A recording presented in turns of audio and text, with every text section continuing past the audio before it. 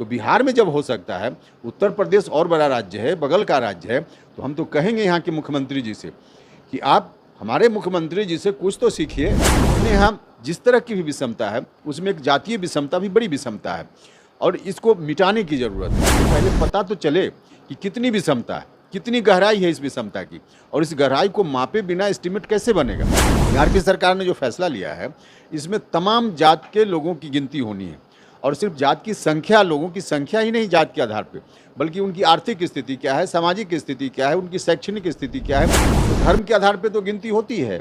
SC ST category के जो लोग हैं उनकी जात की गिनती तो आज भी हो रही है, तो इस गिनती के चलते कहाँ उनके यहाँ वैमनस्यता बढ़ रही। तो गिनती होने से वैमनस्यता बढ़ जाएगी, यह आरोप सरासर गलत है।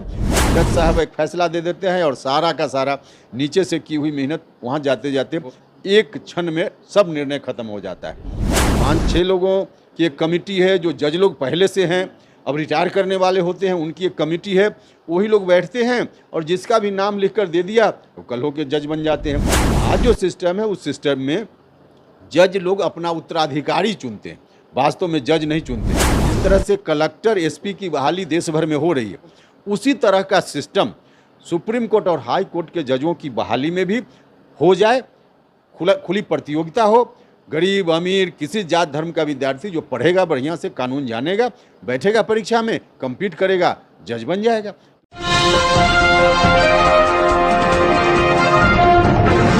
साथियों नमस्कार, मैं हूं नीरज पटेल और आप देख रहे हैं नेशन जनमत। जातिवार जनगणना न सिर्फ पिछड़े वर्ग के लिए बल्कि संपूर्ण वंचित तबके के लिए महत्वपूर्ण मसला है। मेरे साथ जो नेता हैं, उपेंद्र कुशवाहा जी केंद्र में मंत्री रहे, वो इसलिए इस बात पर बोलने के लिए पूरा अधिकार रखते हैं क्योंकि बिहार की सरकार में जातिवार जनगणना के लिए कह दिया है कि हम ठोक करके अपने प्रदेश में जातिवार जनगणना करवाएंगे। जातिवार जनगणना इतना महत्वपूर्ण मसला क्यों? देखिए, महत्वपूर्ण मसला इस तरह की गिनती कोई देश के लिए, अपने देश के लिए आवश्यक है ऐसा नहीं है। पूरी दुनिया में इस तरह की गिनती वहाँ की सरकार कराते रही है। अलग अलग सामाजिक ग्रुप के बीच कोई खाई है, कोई विषमता है, तो उसको पाटने के लिए पहले इस बात की आवश्यकता है कि खाई कितनी है, इसकी जानकारी मिले।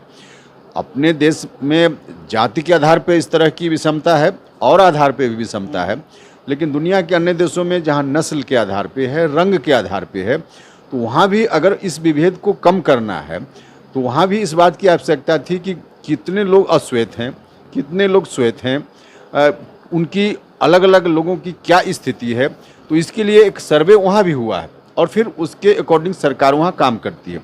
अपने यहाँ जिस तरह की भी विषमता है उसमें एक जातीय विषमता भी बड़ी विषमता है और इसको मिटाने की ज़रूरत है। तो मिटाने की ज़रूरत है तो पहले पता तो चले कि कितनी विषमता है, कितनी गहराई है इस विषमता की, और इस गहराई को मापे बिना एस्टिमेट कैसे बनेगा, और एस्टिमेट नहीं बनेगा तो फिर योजना कैसे आगे कार्यान्वित हो पाएगी। तो इस गहराई को नापने के लिए आवश्यक है कि इसकी गिनती हो, और गिनती सिर्फ OBC या किसी खास सामाजिक ग्रुप की नहीं। इस गिनती में बिहार की सरकार ने जो फैसला लिया है इसमें तमाम जात के लोगों की गिनती होनी है, और सिर्फ जात की संख्या, लोगों की संख्या ही नहीं जात के आधार पे, बल्कि उनकी आर्थिक स्थिति क्या है, सामाजिक स्थिति क्या है, उनकी शैक्षणिक स्थिति क्या है, इन तमाम चीज़ों का एक व्यापक सर्वे होगा और उसके आधार पर सरकार जो आवश्यक समझेगी योजना बनाएगी, फिर धीरे धीरे समाज में यह खाई पटेगी। मतलब निर्धारित हो जाएगा कि कम से कम बिहार के संसाधनों पर कौन कब्जा किए है। निश्चित रूप से कहीं कोई कमी है, कहीं कोई ज़्यादा लिया या कोई कम लिया, या खाई तो है या तो सब लोगों को मालूम है, विषमता तो है या सब लोगों को मालूम है, और आज से नहीं हजारों साल से इसके लिए लोग बोलते भी रहे हैं। अलग अलग रूप में इस देश में आंदोलन भी होते रहा है, लेकिन आज भी वह विषमता पटी नहीं है। तो इसके लिए ज़रूरत इस बात की है कि कितनी विषमता है, तो इसका आकलन किए बिना कैसे संभव होगा। कई बार इस तरह के विषय पर विचार करते हुए अलग अलग न्यायालयों ने भी कहा सरकारों से कि आपके पास आंकड़ा कहाँ है। आंकड़ा नहीं है, आंकड़ा 1931 का लोग बताते हैं, जो लगभग 100 साल पुराना आंकड़ा है। उसके आधार पे कोर्ट भी कहता है कि हम अब इसको नहीं मानेंगे। तो इस परिस्थिति में फ्रेश डाटा चाहिए, और फ्रेश डाटा चाहिए तो एकमात्र उपाय है जात की गिनती। तर्क ये दिया जाता है कि जाति गिनने से जाति के अंदर वैमनस्यता पैदा होगी। नहीं, देखिए बिल्कुल गलत तर्क है। इस तरह का तर्क या तो लोग नासमझी में देते हैं या कुछ लोग जानबूझकर ऐसे विषयों पर डायरेक्ट नहीं कहना चाहते हैं तो बताते हैं इस तरह की बात। कहीं से यह कहना कि इससे कोई वैमनस्यता बढ़ेगी, बिल्कुल सरासर गलत है। देखिए, इससे वैमनस्यता बढ़ना हो तो धर्म के आधार पर तो गिनती होती है, तो आखिर क्यों लोग गिनती करते हैं? महिलाओं की संख्या कितनी है देश में, पुरुषों की संख्या कितनी है, इसकी गिनती तो होती है। तो सिर्फ गिनती के कारण थोड़े कोई उसमें वैमनस्यता बढ़ रही है, अलग कारण से वैमनस्यता है, वो एक दूसरा विषय है। और जात का ही जहाँ तक सवाल है तो अपने देश में ठीक है कि तमाम जातियों की गिनती अब नहीं हो रही है आज़ाद भारत में, लेकिन SC ST कैटेगरी के जो लोग हैं उनकी जात की गिनती तो आज भी हो रही है। तो इस गिनती के चलते कहाँ उनके यहाँ वैमनस्यता बढ़ रही? तो गिनती होने से वैमनस्यता बढ़ जाएगी, यह आरोप सरासर गलत है। गिनती होगी, सरकार उन आंकड़ों को लेकर सही इस्तेमाल करेगी, योजना बनेगी, काम होगा, तो धीरे धीरे चलकर यह वैमनस्यता जो आज है और घटेगी। आप बिहार में बीजेपी के साथ हैं, उत्तर प्रदेश में जहां आप खम ठोक रहे हैं जातिवार जनगणना को लेकर, यहां बीजेपी की ही सरकार है, तो इनको भी कुछ नसीहत देना चाहते हैं? नहीं, देखिए,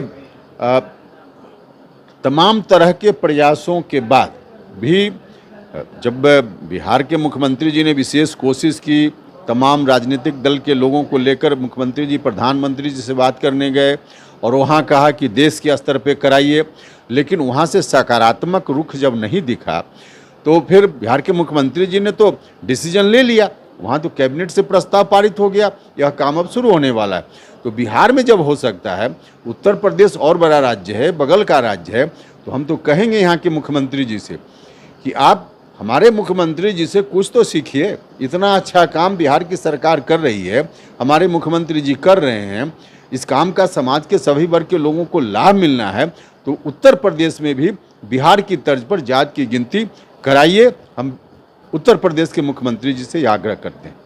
अग्निवीर योजना में बिहार के बीजेपी के प्रदेश अध्यक्ष कह रहे हैं कि नीतीश जी को सीखना चाहिए, उत्तर प्रदेश के मुख्यमंत्री से बुलडोजर राज लाएं तो ये अग्निवीर सब घरों में घुस जाएंगे।